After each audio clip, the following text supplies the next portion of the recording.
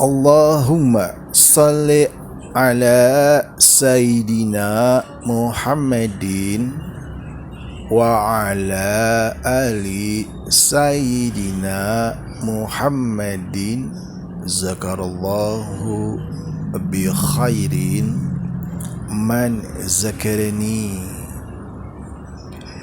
Ya Allah, berikanlah salawat, sanjungan dan salam penghormatan kepada junjungan kami Muhammad dan atas keluarga junjungan kami Muhammad. Semoga Allah menyebut kebaikan orang yang menyebut kebaikan diriku. Hadis riwayat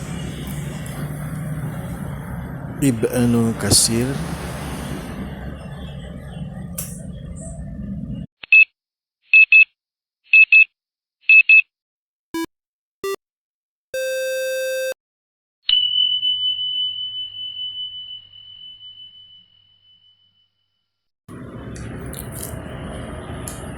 Waalaikumsalam warahmatullahi wabarakatuhu wa maghfiratuhu wa ridwanuh.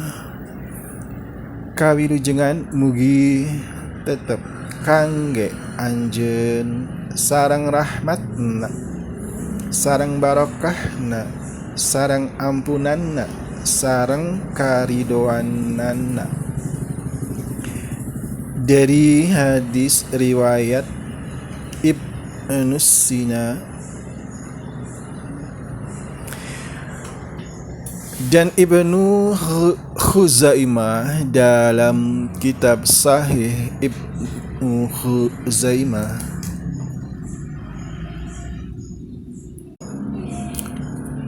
Diulangi, Ibnu Khuzaimah dalam kitab Sahih Ibnu Khuzaimah meriwayatkan dari sahabat Abu Rafi yang meriwayatkan bahwa Rasulullah Shallallahu Alaihi Wasallam mengajarkan doa saat kuping berdenging yang menandakan bahwa diri kita sedang dibicarakan, disebut orang lain.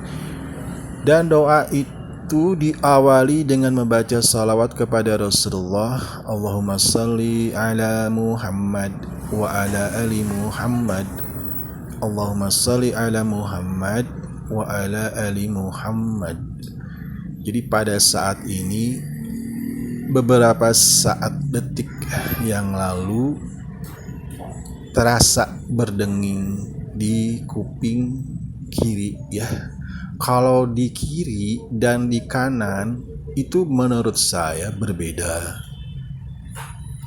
Dibicarakan buruk adalah kiri biasanya, tetapi apabila di sebelah kanan dibicarakan atau disebut orang lain dengan kebaikan. Jadi ada hadis yang lain yang saya lupa tentang perbedaan kiri dan kanan. Akan tetapi di sini doanya sama saja, begitu ya. Terima kasih. Jazakallah khairan katsiran. Terakhir adalah bahwasanya menurut pandangan Allah Azza wa Jalla mengenai kebaikan itu berbeda. Dilihatnya dari hadis nas mengenai orang yang dirajam ketika pada saat zaman Nabi.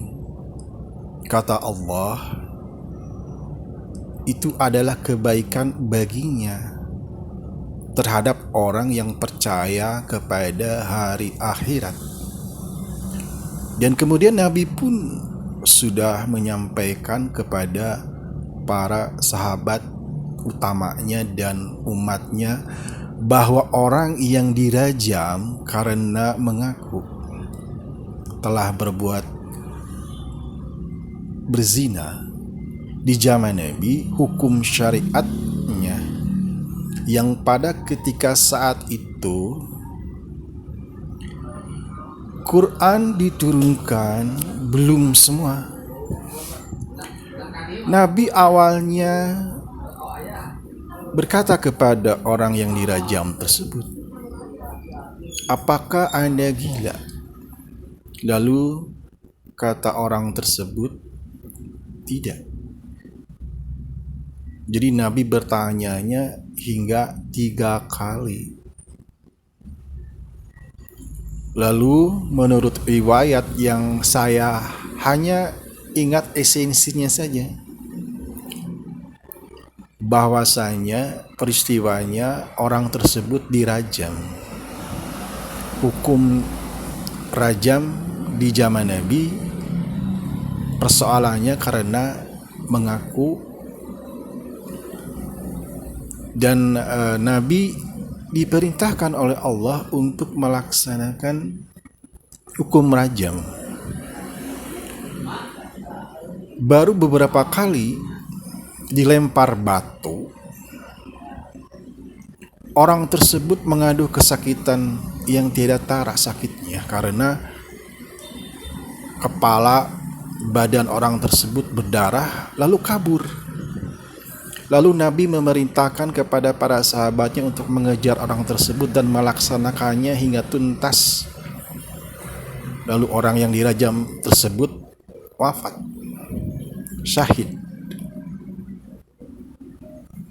Dan beliau sekira bersabda demikian, bahwa orang yang wafat tersebut adalah, kata Allah, baik karena percaya kepada hari akhirat. Tentang tulisan yang sudah saya tulis di tempo masa waktu yang telah lalu, itu sudah saya tulis. Hanya saja di hari ini, hari Selasa, saya mengucapkannya lagi. Karena yang namanya ilmu yang ditulis adalah merupakan sebagai pengikat. Kata Ali radhiyallahu anha, beliau bersabdanya demikian, agar diingat. Akan tetapi ketika itu Al-Quran masih turun secara pelan-pelan berangsur, tetapi tidak sekaligus, karena banyak sekali peristiwa-peristiwa yang angkanya umat Islam udah tahu selama 23 tahun, 10 tahun, 13 tahun ada tempat Mekah dan Madinah. Jadi menurut Allah orang itu baik. Tetapi pandangan orang-orang masyarakat, ya bagaimana? Orang dirajam, disaksikan oleh umat Nabi ketika itu. Yang pada akhirnya Allah terus berfirman melalui perantaraan Jibril, hingga suatu saat waktu bahwa orang yang berzina itu ada pintu taubat, diampuni. Dan hadisnya pun sudah saya kemukakan. Jadi baik menurut Allah itu berbeda dengan menurut kata manusia, karena yang namanya hukum Islam di zaman Nabi itu yang memang begitu. Karena surat Al-Baqarah itu terdiri dari 1000 larangan, 1000 perintah, dan risalah Islam itu sudah sempurna. Karena ketika itu juga ada orang dari umatku, kata Nabi, mengaku telah berzina, lalu disuruhnya apa? Sholat, bertobat kepada Allah. Lalu kata, kalau tidak salah kata Umar atau kata Abu Bakar, mengapa mengaku gitu ya? Harusnya apabila Anda berzina jangan sampai diceritakan hingga wafat, karena nanti di akhirat Allah akan bertanya mengenai perkara yang satu zarah pun manusia tidak akan luput. Allah mustahil lupa. Makanya di akhirat itu ada waktu 50.000 tahun, namanya ada stasiun kata Ali ya. Jadi saya tidak mengemukakan hadis dan Qur'annya karena saya nggak mampu. Karena ini sifatnya spontan. Karena dengungan sebelah kiri itu memang membuat saya menjadi bingung, Mbak. Kezaliman. Mustahil oleh orang muslim sejati. Karena orang muslim sejati itu nggak akan membicarakan keburukan orang lain kecuali kalau lupa ada pintu tobat. Jadi orangnya adalah tidak beragama sebetulnya, atau kafar. Karena ini 27 tahun lamanya, 27 tahun lamanya, ya begitu ya. Jadi keterangan ini adalah merupakan sesuatu yang spontan yang saya sedang duduk menggambar. Begitu ya, menggambar sesuatu yang namanya hal yang manfaat daripada menggambar mungkin ada untuk hiburan kepada saudara-saudara kaum muslimin muslimat di mana saja yang waktunya adalah tentang masalahnya adalah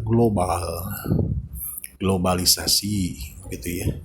Jadi apabila saya upload ini video, ada pastinya satu, nanti bisa menjadi 2, 3 sampai 10 atau 11 karena ada waktu, begitu ya. Jadi saya memang ada emosi ke diri saya, mengapa mereka belum terlihat nampak, karena bersembunyi. Mereka menyangka bahwa Allah tidak mengetahui tentang perkaranya, begitu ya. Terima kasih.